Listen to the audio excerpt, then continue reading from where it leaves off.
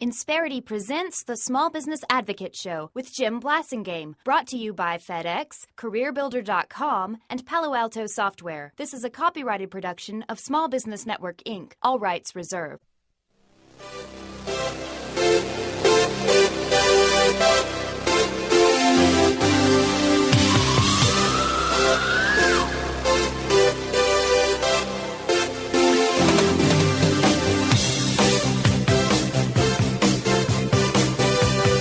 Welcome back. It's 12 after the hour. Thank you very much. Joining me, thanks for hanging out with me.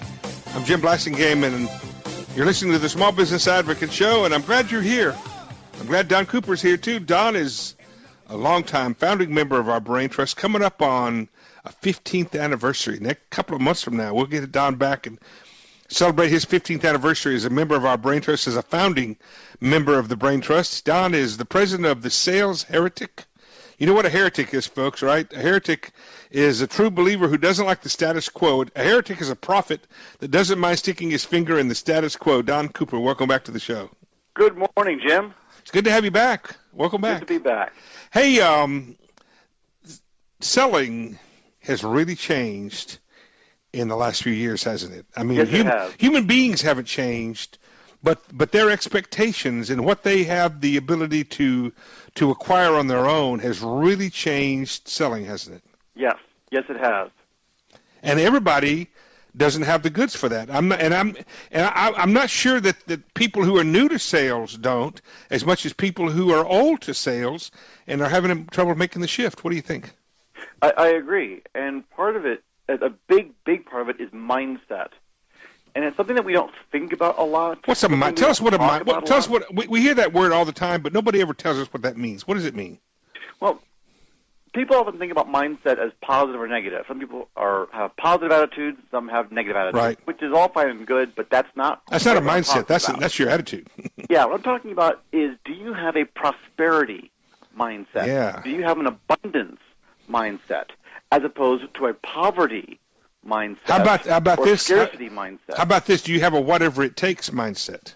Well, that's something else entirely. That's also that's an attitude. Yeah. And that can come out of your mindset. What I'm talking about with an abundance mindset or a prosperity mindset is, what are your core beliefs about the world, about the universe? Do you believe that resources are scarce and that there's a limited pie and that you've got to watch everything so you don't lose stuff? Or do you have an abundance mentality where you believe there's plenty out there for everybody? Right. And investments will pay big dividends. What are you focused on? Well, and if you're talking about gold, there probably is a finite amount of gold on planet Earth. But when it comes to the marketplace, there isn't a finite amount of business. Exactly. There's also an infinite amount of ideas. There's an infinite amount of resources. Right. There's an infinite amount of help and assistance. An infinite what number of ways to solve a problem. Yeah, exactly. And what gets a small business person in trouble is if they're trying to run a business with a scarcity mindset. It can't be done effectively. Let me tell you a great story. My dad was a great philosopher, but he never knew it. But he was a blue collar guy, but he didn't know anything about the marketplace. He really didn't. And so when I was working my way through college, I was selling furniture. And he showed up at the place I was working one day, and he says, "Son, I know you're doing okay, but what are you going to do when doesn't everybody already have a sofa?" Right. He couldn't imagine how I was going to make a living selling sofas, because to him everybody already has a sofa. Right. And that right there is a perfect example of a scarcity mindset. Yeah, and it's not his fault. He worked in a steel mill and drove a train. Yeah. And a lot of us had parents like that. I was raised with a poverty mindset. It's not that I was raised in poverty per se. It's just a lack of an understanding of really how dynamic the marketplace is. Exactly. So the lessons you grow up with as a child carry forth to you as an adult. And if you were raised in a household that had a scarcity mindset, that's what you're likely to grow up with. Yeah. Especially if you grew up with parents who were raised in the Depression. Precisely. My grandparents were that way. They had a hard time believing in the idea of abundance because they were used to scarcity. And even though it was only a temporary period in their lives, that shaped their life and their beliefs.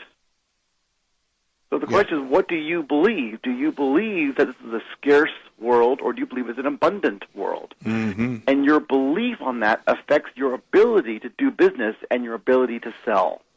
And you know what else? There's a phenomenon that I've noticed about myself. Whenever I was really, really having a hard time, let's just use the metaphorical two nickels to rub together kind of time. Right. I had a hard time imagining extreme success in those days. Absolutely. But once I got to whenever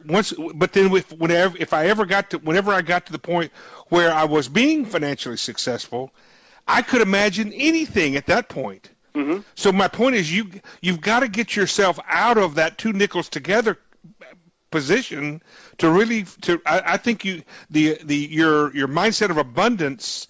You got to get to another plateau before that really manifests like it should. What do you think? Well, yes and no. I would say the opposite, actually. You need to get to that mindset in order to get to that physical state. Mm-hmm. It's really, really hard to get to a place of wealth and abundance if you're stuck with a scarcity mindset. You might be great at surviving, but can you take the next step to succeeding? Mm-hmm. And if you have a scarcity mindset, you're not going to be able to do that. That's what gets many people in trouble. But when you're at that place, though, you also have to, while you have this abundance, and I completely agree. I love the word that you're using. When you're trying to assume that abundance mindset, you've also got to be prepared to see the steps that have to be taken to get to that abundance. Yes. Because it's not going to happen. You're not going to hit the lottery tomorrow. No. But having that mindset will enable you to see those That's steps right. more clearly. That's right. And it will help you to maintain that success once it's achieved. Because if you have a scarcity mindset and let's say you have a great year, well, that mindset will make you do things the following year to actually get backwards. Do you include in that mindset the ability to see yourself in certain things? It's just to envision you being successful, to envision that the customers. Absolutely. That's part of it, isn't it? Yeah. Because you have to believe in your self-worth, mm-hmm. the worth of your business, the worth of your product or service. You have to believe in all of that, and all of that relates to that abundance mindset. And this is another reason why you've got to hire people who have that mindset, don't you? Bingo. If you're hiring salespeople, you got to do that. And when we come back after these messages, can you talk to us some more about how to do that? You bet. And also how to train them, right? Yep. Give us a website, Don. www.doncooper.com. DonCooper.com. Don and I will be right back. It's 20 after. I'm Jim Blasingame. Whatever you do, don't go away.